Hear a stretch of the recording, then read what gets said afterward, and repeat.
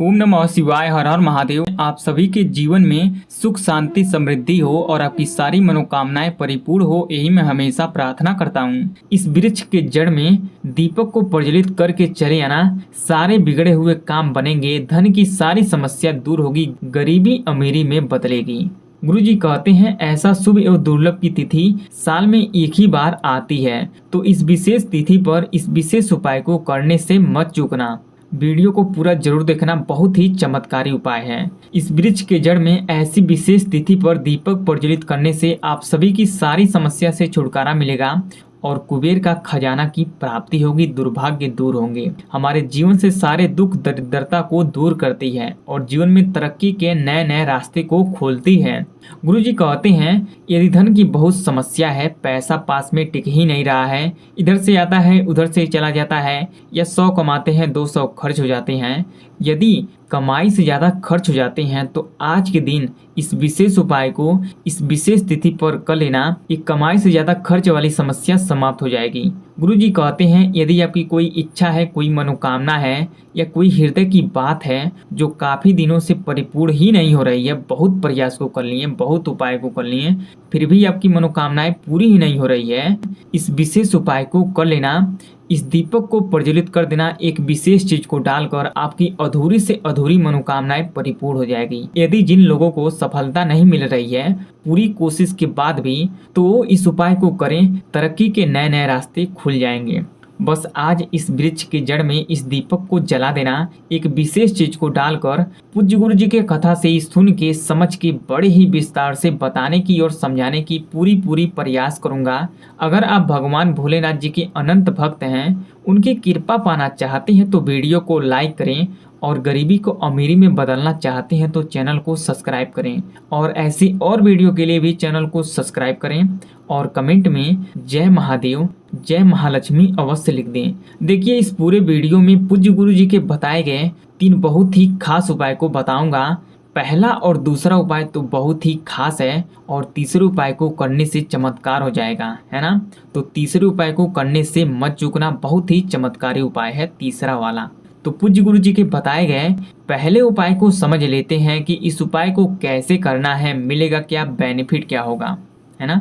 देखिए इस उपाय को करने के लिए पूज्य गुरु जी ने क्या क्या लेने के लिए बोले हैं। सबसे पहला चीज आपको लेना है 2 मिट्टी का दिया। जी हाँ, 2 मिट्टी का दिया ले लेना है। देखिए मिट्टी का दिया जब भी लें तो एक चीज का विशेष ध्यान दें, मैं हर वीडियो में आपको याद दिलाता हूँ कि वो दिया थोड़ा सा भी टूटा ना हो और ना ही छेद हो। बहुत ऐसे दिए होते हैं जो छेद होते हैं, दिए में तेल डालते ही गिरने लगते हैं, तो वैसे दिए को नहीं लेना है, समझ गई। खंडित दिए से दीपक को प्रज्वलित नहीं करना चाहिए, समझ गई। चलिए, और आपको लेना है शुद्ध घी। जी हाँ, 2 चम्मच घी को ले लेना है। 2 दिया ली हैं तो आपको 2 चम्मच घी को भी लेना है, समझ गई।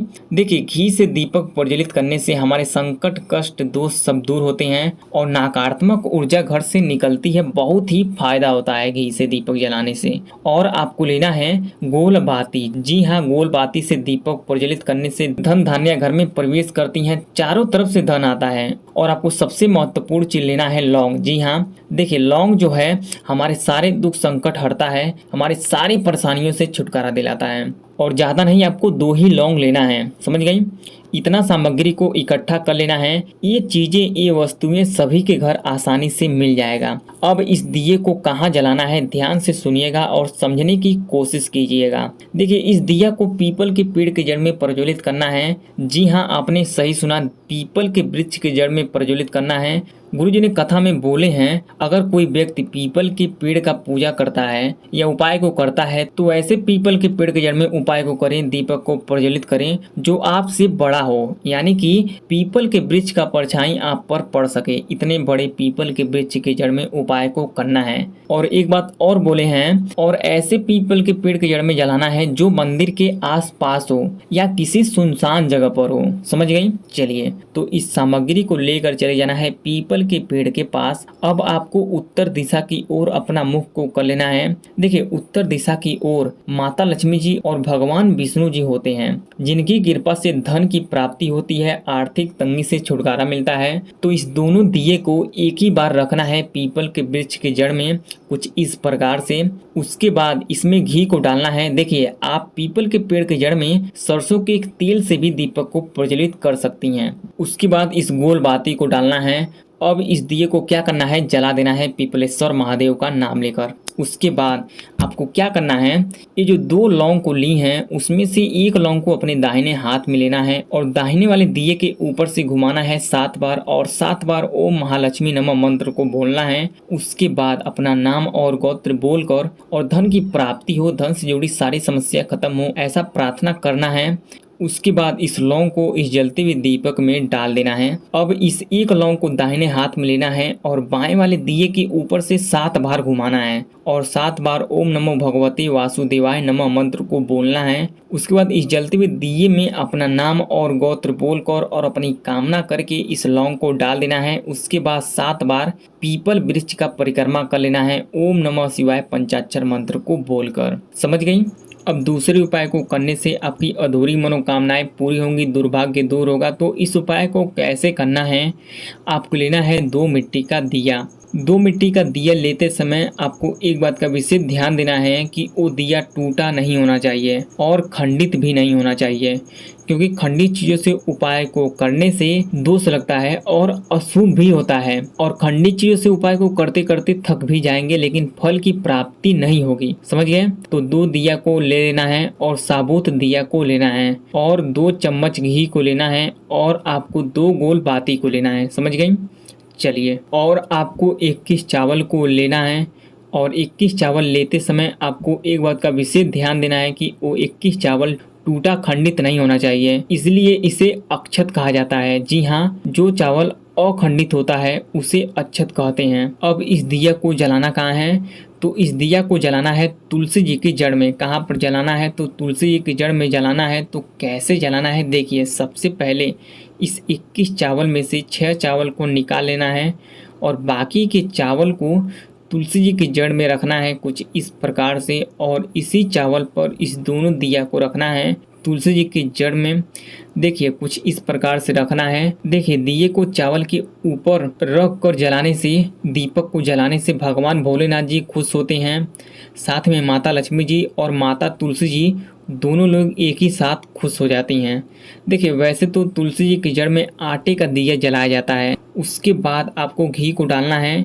देखिए, तुलसी जी की जड़ में घी का दीपक जलाने से घर की सारी परेशानियां खत्म होती है, मनोकामनाएं भी पूरी होती है। देखिए, एक दिया को लक्ष्मी जी के लिए और दूसरा दिया को माता तुलसी जी के लिए जलाना है।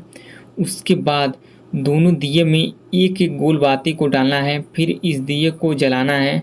उसके बाद इस 3 चावल को अपने दाहिने हाथ में लेना है और एक दिए के ऊपर से घुमाना है 7 बार और ओम तुलसिया नमः मंत्र को बोलकर इस जलते हुए दीपक में डाल देना है। इस जलते हुए दीपक में डाल देना है। उसके बाद 3 चावल को अपने दाहिने हाथ में लेना है और दूसरे वाले दिए के ऊपर से 7 बार घुमाना है और ओम महालक्ष्मी नमः बोलकर इस जलते हुए दीपक में डाल देना है। ऐसा करने से आपकी कामनाएं पूरी होंगी, दुर्भाग्य दूर होगा। अब तीसरे उपाय को कैसे करना है, आपको लेना है आटे का दिया। क्या लेना है, तो आटे का दिया ले लेना है और आपको गोल बाती को लेना है और 1 चम्मच घी लेना है, वो भी शुद्ध घी लेना है 1 चम्मच, और 3 चावल को ले लेना है। चावल अखंडित होना चाहिए, टूटा नहीं होना चाहिए। समझ गई?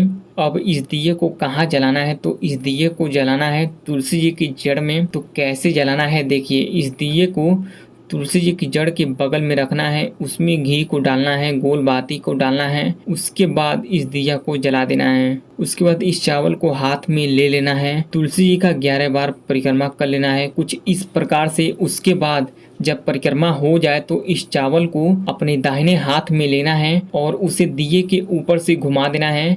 कितनी बार घुमाना है दिए के ऊपर से, तो 11 बार घुमाना है। फिर घुमाने के बाद इस जलते हुए दीपक में इस चावल को डाल देना है ओम तुलसिया नमः बोलकर और ओम महालक्ष्मी नमः मंत्र को बोलकर। बस आपको इतना ही करना है। इतना करने से व्यापार सही से चलने लगेगा। तीनों उपाय से जुड़ी कोई सवाल हो तो कमेंट करके जरूर बताएं, रिप्लाई मैं जरूर दूंगा। वीडियो पसंद आया हो तो वीडियो को लाइक करें और चैनल को सब्सक्राइब करें और कमेंट में हर हर महादेव, घर घर महादेव अवश्य लिख दें। ओम नमः शिवाय, हर हर